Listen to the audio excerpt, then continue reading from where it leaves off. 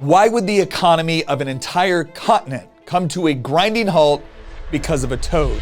And of all the dangerous species that actually call Australia home, how could this thing possibly do so much damage? In order to answer that question, we have to travel back to the 1930s. And at the time, Australia was emerging as an agricultural powerhouse.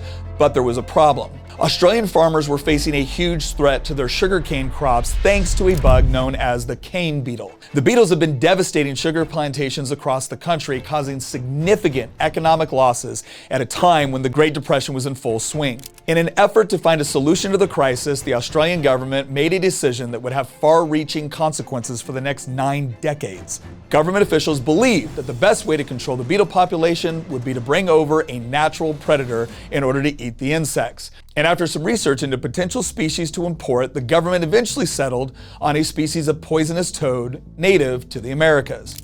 And so, in June 1935, exactly 101 cane toads were imported by the Bureau of Sugar Experiment Stations from Hawaii to Queensland, where they were first bred and eventually released into the wild. Known to eat insects in their native environment, cane toads seemed like a perfect solution on paper to the country's growing beetle problem. But their introduction to the continent would eventually go down in history as one of the most glaring examples on how good intentions do not always produce good results.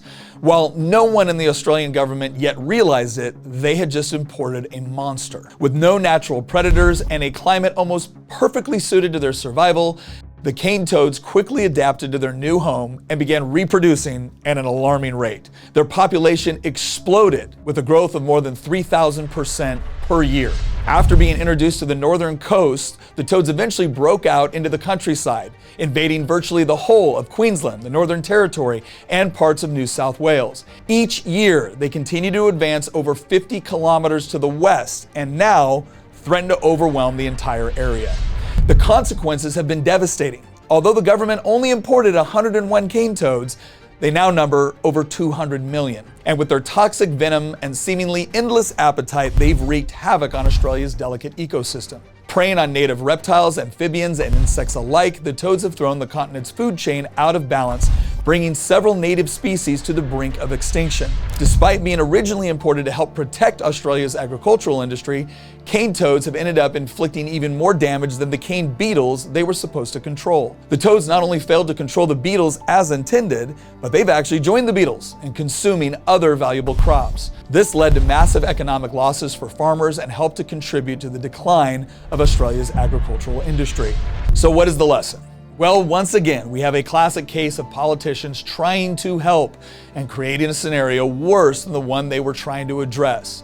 And a reminder that using the overarching power of government and their army of experts to solve a problem is always tempting. But the bigger the government plan, the more people will be affected by it when it fails.